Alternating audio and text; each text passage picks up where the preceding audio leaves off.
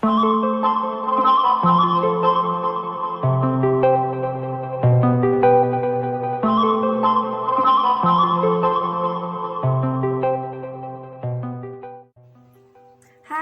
hola.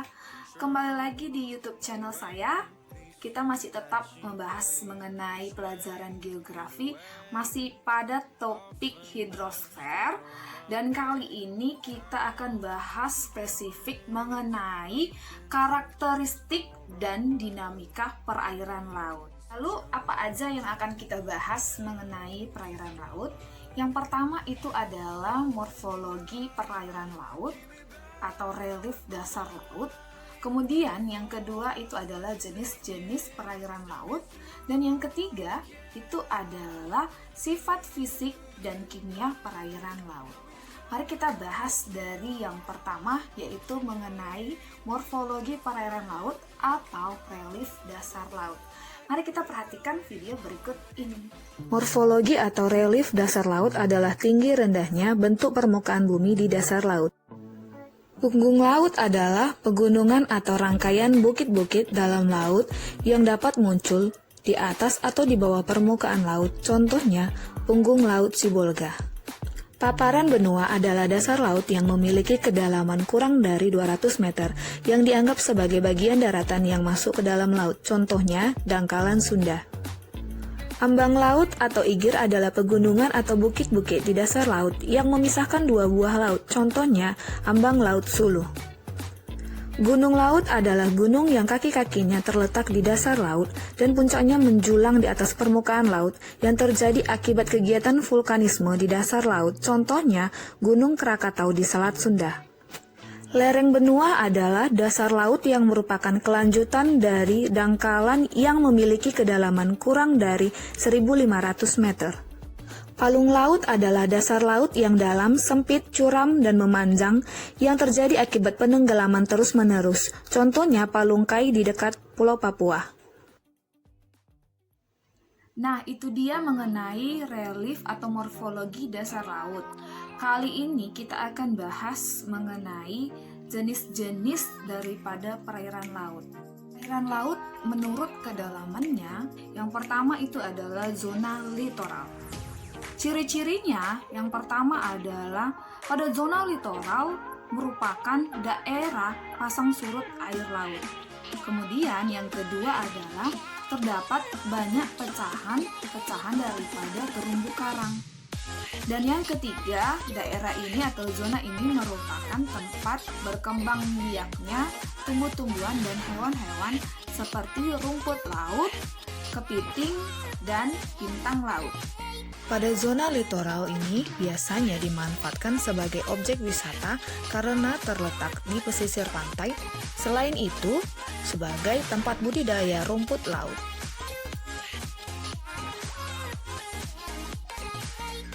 Pada zona ini daratan akan menjadi perairan apabila air laut sedang pasang dan menjadi daratan apabila air laut sedang surut. Yang kedua adalah zona neritik, di mana kedalamannya adalah 0 sampai 200 meter. Ciri-cirinya yang pertama adalah cahaya tembus sampai kepada dasar laut. Selanjutnya pada zona ini merupakan daerah hidupnya plankton sebagai bahan makanan ikan. Dan yang ketiga, banyak terdapat vegetasi laut, terumbu karang, dan ikan-ikan. Pada zona neritik, kekayaan laut sangat beragam, di mana terumbu karang dan ikan dapat tumbuh pada zona ini. Zona ini juga dimanfaatkan sebagai daerah snorkeling bagi wisatawan. Yang ketiga adalah zona batial, di mana kedalaman perairan lautnya adalah 200 meter sampai 2000 meter. Ciri-cirinya adalah cahaya matahari tidak tembus sampai ke dasar laut. Kemudian, yang kedua, spesies hewan laut semakin lebih sedikit dibanding zona sebelumnya. Dan yang ketiga, daerah ini merupakan tempat eksplorasi gas alam dan minyak bumi. Pada zona ini terdapat hewan yang mampu hidup dalam keadaan gelap, contohnya belut, hiu, paus, dan saber-tooth. Yang keempat adalah zona abisal, di mana kedalamannya adalah 2000 meter sampai 6000 meter. Ciri-cirinya adalah gelap total tanpa cahaya. Terdapat jenis ikan anglerfish yang mampu mengeluarkan cahaya di tempat yang gelap. Yang ketiga adalah tekanan air pada zona ini mulai tinggi. Anglerfish ini adalah ikan langka karena habitatnya pada laut yang sangat dalam sehingga jarang sekali ditemui.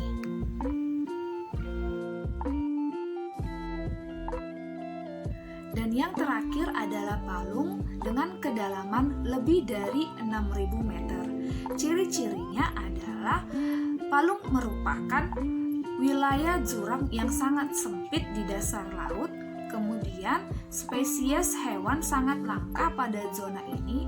Dan yang terakhir, tekanan air pada zona ini sangatlah tinggi.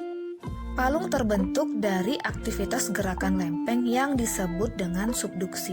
Contohnya, Palung Mariana yang diketahui kedalamannya 10.984 meter, namun banyak peneliti yang percaya bahwa kedalamannya lebih dari itu, di mana Palung Mariana lebih tinggi dari Gunung Everest yang menjulang sampai 8.848 meter.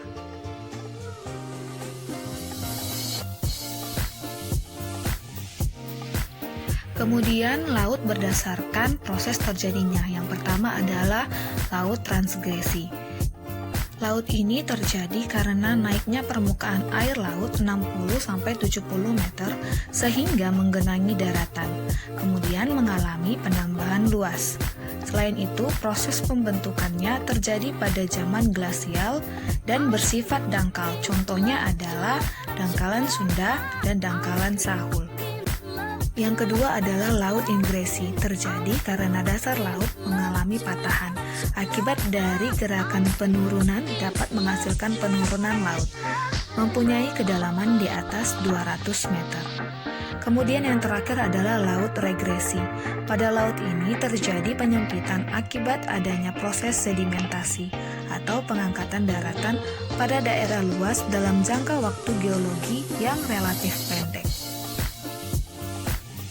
Selanjutnya, perairan laut berdasarkan letaknya. Yang pertama, laut tepi adalah laut yang terletak di tepi benua, misalnya Laut Cina Selatan yang dipisahkan oleh Kepulauan Indonesia dan Filipina.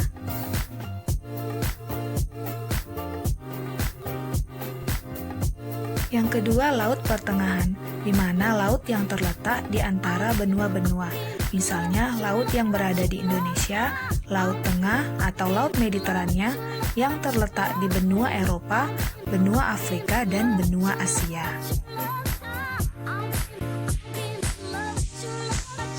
Yang ketiga adalah laut pedalaman, di mana laut yang terletak di tengah-tengah benua dan dikelilingi oleh daratan, misal Laut Kaspia, Laut Hitam, dan Laut Mati.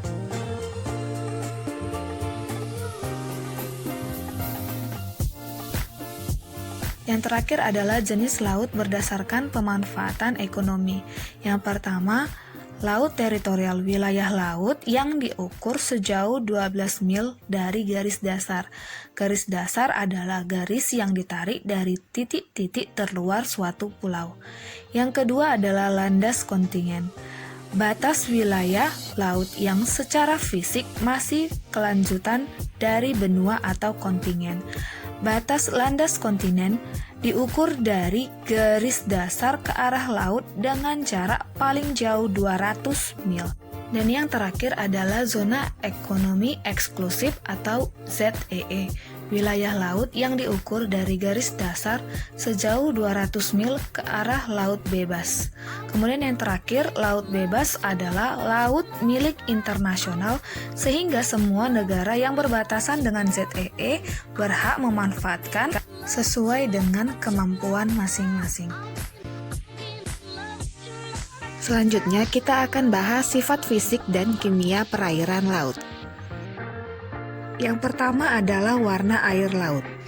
Jika air laut berwarna biru karena cahaya matahari, jika air laut berwarna hijau karena terdapat binatang koral. Jika air laut berwarna kuning, itu diakibatkan karena banyaknya endapan lumpur kuning. Jika warna merah, itu karena terdapat ganggang api. Jika warna hitam, karena terdapat lumpur yang hitam. Warna putih itu diakibatkan oleh es. Selanjutnya adalah salinitas, yaitu kadar garam air laut.